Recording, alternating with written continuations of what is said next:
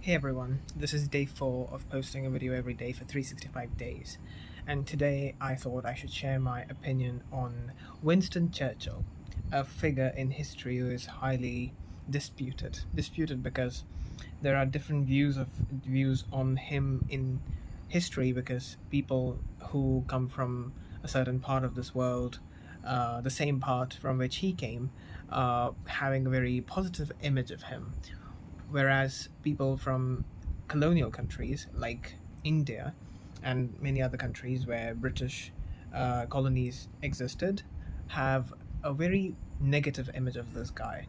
But why do we have this image? One, and second, uh, why this guy is not really, why this person never really deserved that kind of respect, and that people who are making movies on him are getting Oscar.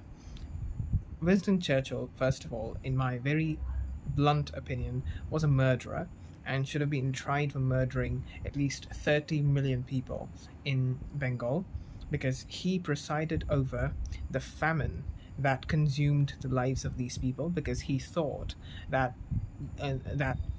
it was more important to snatch food grains away from these people and feed his army, which was fighting a battle which was never Indian. That battle never had to be fought by Indians, but still, he for some reason chose to feed his people over the people who grew those grains, and so that's why I think this guy deserves the title of a murderer.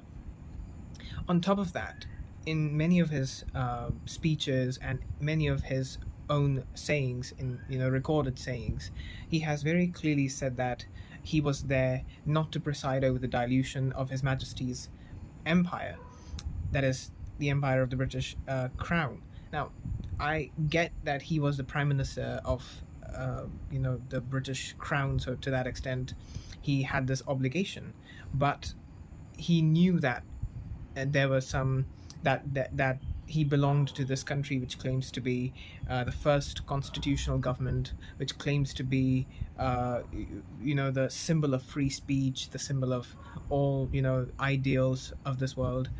And he apparently was so much in hatred for Indians, particularly for Indians, that he could not care less about the deaths of Indians, one happening in the war that they were fighting because we were human people and we were humans, and we thought that what was happening with Jews in Germany was not something they deserved, so we set aside our conflicts with the British people and supported them, and maybe by helping them, we thought they would promise us our freedom. But this guy backed down on a promise, and he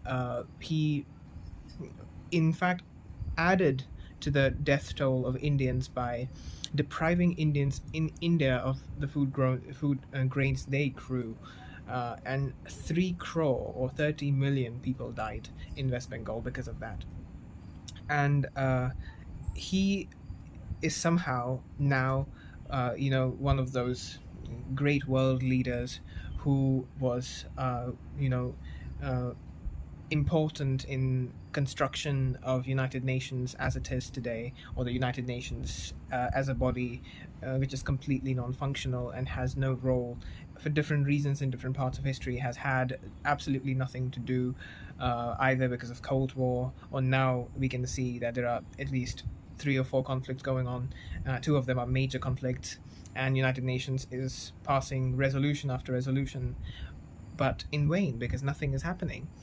And that's pretty much United Nations. So he basically contributed to the construction of this non-functional body, and for that contribution, apparently he is now he is washed off all his murderous sins, and that's what the English, or that's what the Western media does. That's what these people so they want to present a person in a particular image, and they would go ahead and show that person in that image, uh, and the truth would be completely the polar opposite of what the image is, and that's exactly the case with Winston Churchill.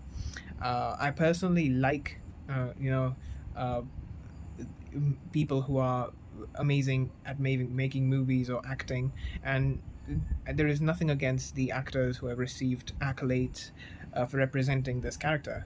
But I believe that the movies have not done justice to the colonial countries. They have not done justice to that aspect of his personality, his racist aspect, or the aspect of him being an inhumane killer of people, or him putting above everything else the interests of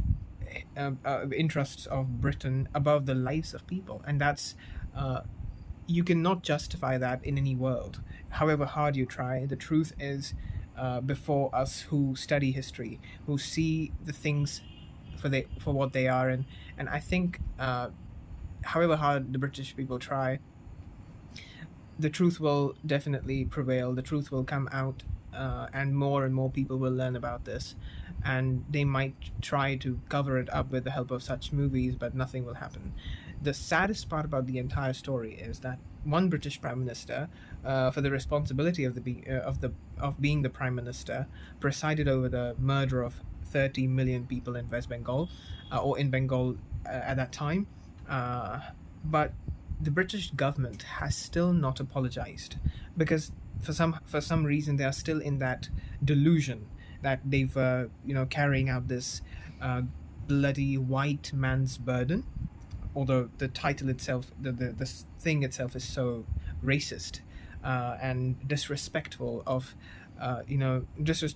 any civilization in general, but particularly of our civilization, a civilization which is at least 5 times older than their civilization, which has a history of democracy since ancient, maybe prehistoric times, from their perspective.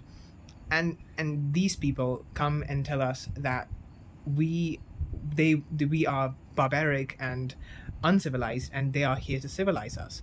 I mean, at least apologize for the atrocities that you inflicted upon the people of your colonial empire, not just Indians, everyone. And these are the people who supported slave trade, the Atlantic, this triangle of slave trade in other countries. They are the ones who sent Indian people away from their families and as indentured laborers, across the world. And they have the audacity to face the people who they traumatized so much without even having apologized once. The British government has not yet apologized. I think that's one thing. Then on top of that, they have all that colonial loot and they display it. It's like a thief stealing all your precious things and then putting it on a show that well, come and see, I've stolen so many things from such rich cultures, and I thought these cultures were barbaric, so I stole all of the good things in the culture and made them civilized. And my culture is highly civilized because I steal everything from other cultures by calling them uncivilized. That is exactly what the British people are doing right now, and they're somehow proud of it. And I know some British people are, they are aware of what they did. And of course, some of them came and apologized. One of them, at least. One of the Coldplay's that major singer. I don't exactly know the name of that guy, but that guy, he apologized. Of course, he's not British government, and he's just a famous British person. But he thinks that we don't understand this. But you are in India. You have a huge crowd before you. At least you are apologizing to that extent. I completely appreciate what you did, but we know that you are doing this because you want to keep your audience, and you are a presenter, so to that extent I understand where you're coming from. The British government, however, should have realized that they did a very bad thing with all the colonial countries, and the first thing that they should have done is apologize for all the atrocities inflicted. I'm not a believer of blaming a future generation for the actions of past generation, for something that the future generation had no control over. So I'm not blaming the future generation for doing all those things.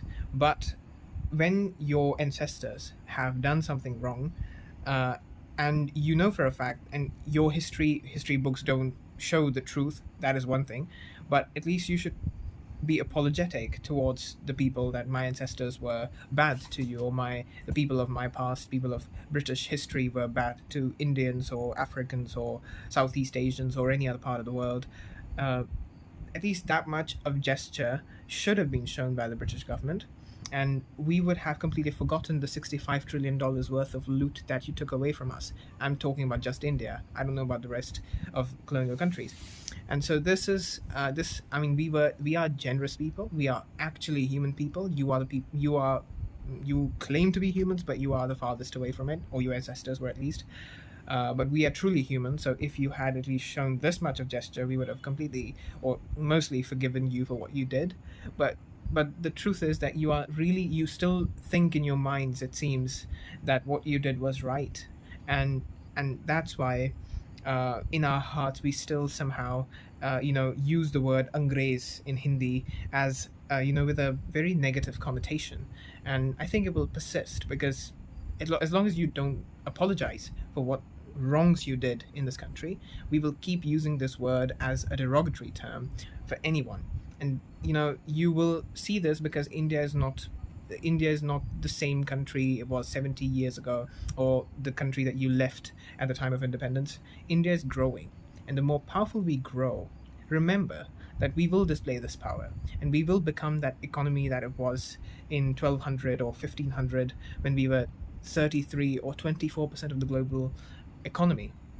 And when we become that, and when your economy is anyway declining and will decline further, then you will see what India is capable of doing, and then you will have to, and I'm saying this very clearly, beg again before us, and then you will realize that who you faced against and why you did not apologize to us, and then you will see the consequences.